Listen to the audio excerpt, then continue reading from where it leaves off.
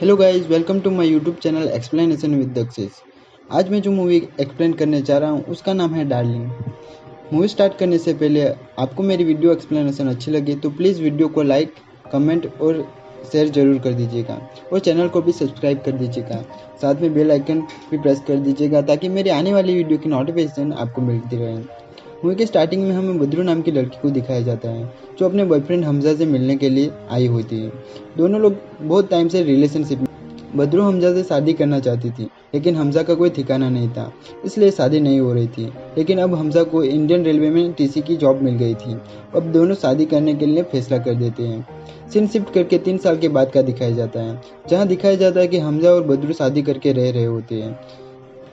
जब हमजा खाना खा रहा था तो खाने में कंकर आ जाता है, तो बद्रू अपना हाथ आगे कर देती है ताकि कंकर निकाल सके। लेकिन थोड़ी देर वापस उसके मुंह में कंकर आ जाता है, पर इस बार वो हाथ में कंकर नहीं निकालता बल्कि उसको गले में पकड़ कर ले जाता है और उसे बहुत पीटता है। अब अगले दिन सुबह का सीन होता है। हमजा बद्रू से बड़े प्यार से बात करने लगता है और उसे जो कल रात हुआ था उसके लिए माफ़ी मांगता है और उसे प्यार जताने लगता है। हमजा का प्यार देख के बद्रू पिघल जाती है क्योंकि उसे लगता है कि हमजा दारू पीने के बाद ही उसे मारता पीटता है। उसमें हमजा की कोई गलती नहीं है बल्कि दारू की गलती है। हमजा ऐसा दिखा था मारने के बाद, लेकिन इसमें उसकी गलती नहीं है, दारू की गलती। बाद बद्रू के 2 सपने थे, एक तो उनका अपना खुद का घर हो और एक बच्चा हो। वो बस इसी बात की बात करती रहती थी, लेकिन हमजा हाँ हाँ करके उसे टालता रहता था। अब बद्रू अपना सारा काम खत्म करके उसकी माँ के घर जाती है।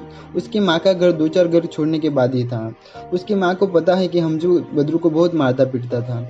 वो बद्रू को बहुत बार समझा चुकी थी कि हमजा को छोड़ दे, पर बद्रू हमजा से बहुत प्यार करती थी, इसलिए हमजा को छोड़ने के लिए वो तैयार नहीं थी। वो सोचती थी कि एक दिन हमजा ज़रूर बदलेगा। हम देखते हैं कि हमजा अपने बॉस के वॉशरूम साफ कर रहा होता है। हमजा टीसी की नौकरी करता था, लेकिन उसका बॉस उसके सारा काम करवा लेता था, उसे ज़रा भी इज्जत नहीं देता था। हमजा सुबह शाम बस दारू पीता रहता था, को मारकर निकालता था और सुबह फिर से प्यार जताने लगता था। इस ऐसा ही होता रहता था। हमजा इस 3 साल में कुछ बड़ा नहीं कर पाया था और ये जहाँ काम करता था वहाँ उनकी कोई इज्जत भी नहीं करता था। इसके बाद हमें जुल्फी नाम के एक आदमी को देखते हैं जो बद्रू और उसकी माँ के पास आया होता है। वो सेकेंड हैंड चीज़ें बेचता था। इन दोनों को पता लगता है कि जुल्फी शायद बद्रू को चाहता था। इस बात का फ़ायदा उठा के वो लोग उससे सस्ते में चीज़ें ले लिया करते थे। बद्रू सोचती है कि अगर हमजा छूट जाए तो वो सुधर जाएगा, इसलिए वो मेडिकल से दारू छुड़वाने की दवा ले आती है और खाने में मिला देती है। लेकिन हमजा को इस बात का पता चलने की वजह से वो बद्रू को वापस बहुत मारता है और पूरी बॉडी पे जख्म दे देता है। अगले दिन उनकी माँ कहती है कि अब तो समय अपने दिमाग का इस्तेमाल करो और इसका कुछ करो, पर बद्रू उनकी बात पर ध्यान नहीं देती और सोचती है एक और तरीका है उसे बदलने का। बद्रू को लगता है कि अगर उनका बच्चा हो जाए तो बच्चे के आ जाने के बाद हमजा बदल जाएगा। तभी वो रेड कलर की लुभाने वाली ड्रेस मंगवाती है ताकि वो उसे पहनकर हमजा के पास जाए तो उसका दिल मचल जाए और बच्चा होने की प्रोसेस हो जाए। लेकिन उसी वक्त वहाँ पे रमन काका आ जाते हैं क्योंकि कॉलोनी में बिल्डर आया होता है जो कॉलोनी को तोड़कर नई बिल्डिंग बनाने वाला होता है। सभी को फ्लैट देने वाला था। कॉलोनी में सभी लोग मान गए थे सिवाय हमजा के, तो उसी की वजह से वो अटका हुआ था। बद्रू खुद ही बिल्डर से बात करने के लिए चली जाती है, लेकिन उसी वक्त हमजा वहाँ पे आ जाता है और उसे तुरंत वहाँ से लेकर घर चला जाता है। बद्रू हमजा को समझाने की कोशिश करती है कि हमें बहुत अच्छा फ्लैट मिल जाएगा, लेकिन उसी वक्त बद्रू के द्वारा लाई गई हील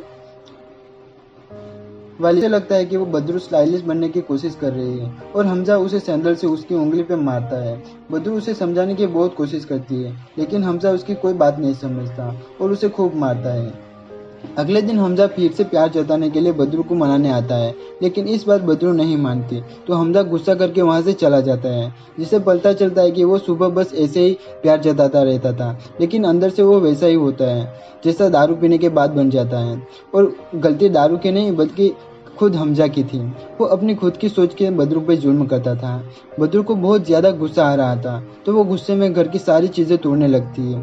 उसी वक्त जुल्फी वहाँ पे आ जाता है, तो वो समझ जाता है कि हमजा ने उसे फिर से मारा है, क्योंकि वो काफ़ी वक्त से बद्रू की बॉडी पे वो चोट के निशान देखता रहता था। तो उसे पता चलता है कि बद्रू के साथ क्या हुआ। जुल्फी बिना किसी को बताए एक पुलिस वाले के जुगाड़ से हमजा के खिलाफ कंप्लेन कर लेता है। उसके बाद पुलिस बद्रू को स्टेशन बुलाती है। बद्रू के साथ उसकी माँ भी आ जाती है। पहले तो वो डर जाते हैं कि उसने क्यों बुलाया होगा, पर जब उसे पता चलता है तो वो भी हमजा के खिलाफ कंप्लेंट लिखवाने के लिए राजी हो जाते हैं।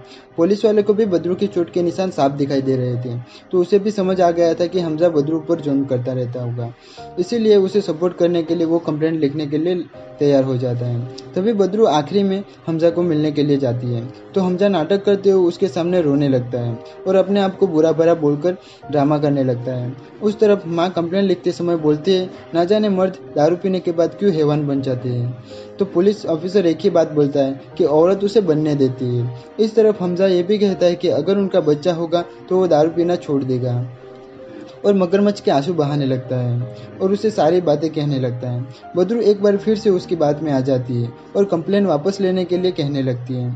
उसकी माँ उसे बहुत समझाती है, लेकिन बद्रू उसकी माँ की एक भी नहीं सुनती। तब उसे समझाने के लिए बद्रू की माँ उसे कहानी सुनाती है। एक बार एक जंगल में बाढ़ आती है। नदी किनारे एक मेंढक आराम कर रहा होता है। कहना लगता है कि मुझे नदी पार करवा दो। तभी मेंढक उसे कहता है कि तुम मुझे काट लिया तो? बिच्छू कहता है कि अगर मैंने तुम्हें काट लिया तो हम दोनों मर जाएंगे, तो तुम्हें क्यों मारूंगा। ये बात सुनकर मेंढक रेडी हो जाता है और नदी पार करवाने लगता है।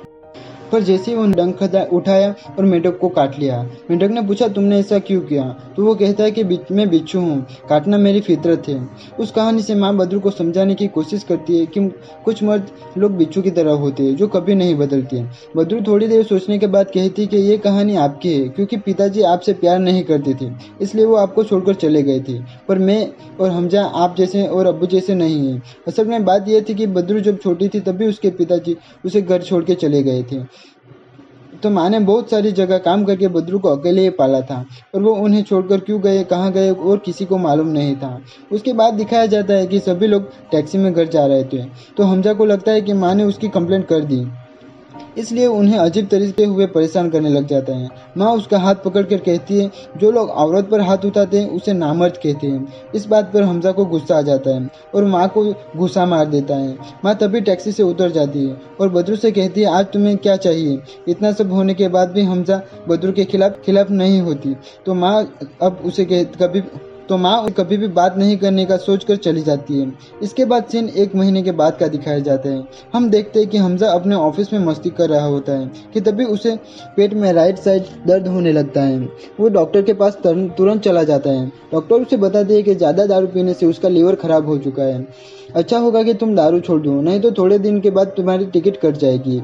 ये बात सुनकर टेंशन में आकर हमजा घर चला जाता है। उसे बद्रू खुशखबरी देती है कि वो प्रेग्नेंट है। हमजा इस बात से बहुत खुश होता है। वो कहता है कि मैंने वादा किया था कि बच्चे के होने के बाद मैं दारू छोड़ दूंगा। ये सुनकर बद्रू बहुत खुश हो जाती है, पर असल में हमजा ने अपने फायदे के लिए दारू छोड़ रहा था। बहुत दिन गुजर जाते हैं, फिर भी बद्रू की माँ ना तो उसकी कॉल उठाती है और ना ही उससे बात करती थी। उसकी माँ ने जुल्फी के साथ मिलकर कैटरिंग का बिजनेस शुरू कर दिया था। पर एक दिन बद्रू खुद हमजा के साथ उसकी माँ के पास चली आती है और बताती है कि वो प्रेग्नेंट है, और हमजा भी उससे माफ़ी मांग लेता है और उसकी माँ उन दोनों को माफ़ कर देती है। इस तरह 3 महीने गुजर जाते हैं और वो खुशी से लाइफ जी रहे थे।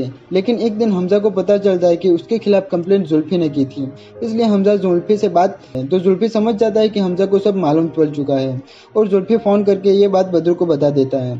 हमजा जब घर जाके आता है तो बद्रू वॉशरूम में चली जाती है। हमजा घर आकर बद्रू का फ़ोन चेक करता है तो उसमें लास्ट कॉल जुल्फी का दिखता है और उसे शक हो जाता है कि इन दोनों के बीच में अफेयर है। बद्रू उसे बहुत समझाने की कोशिश करता है, लेकिन हमजा उसे बहुत मारता है और घर के बाहर लाकर सीढ़ियों का बेबी मर जाता है।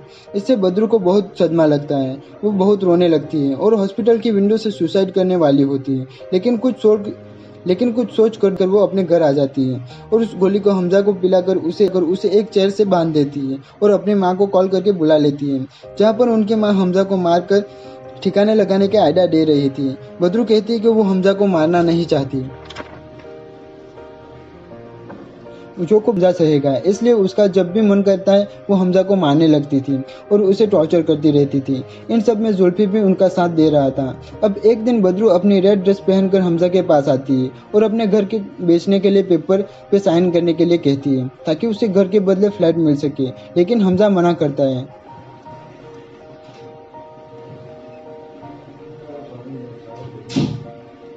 लेकिन हमजा मना करता है तो बदरू उसे रेड वाली हिल से उसे हाथ में मारती है, जैसा हमजा ने बदरू को मारा था। उसके बाद हमजा जल्दी से उन पेपर पे साइन कर देता है। अब हमजा का सर उसे फ़ोन करता है क्योंकि हमजा बहुत दिनों से अपने जॉब पर नहीं गया था। बदरू उसका फ़ोन उठाती है और बताती है कि हमजा उसके गांव गया है, उसके पिता की मौत हो गई है।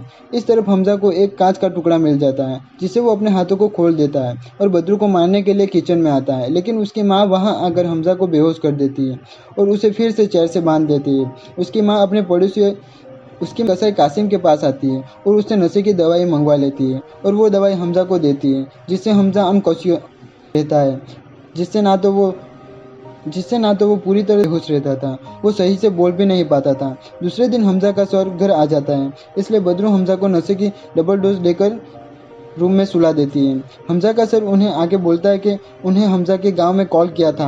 उन्हें पता चला कि हमजा का पिता तो कई साल पहले ही मर चुका था, इसलिए अब वो सच बता दिए। तब बदरू और उसकी माँ उसे हमजा के पास ले जाते हैं और कहते हैं हमजा की और कहा था क्योंकि दारू की वजह से उसकी तबीयत बहुत ख़राब हो गई है। हमजा की हालत देखकर उसका सर भी उनकी बात पर यकीन कर लेता है। उसके बाद उसका ऑफिस की अलमारी की चाबी लेकर चला जाता है।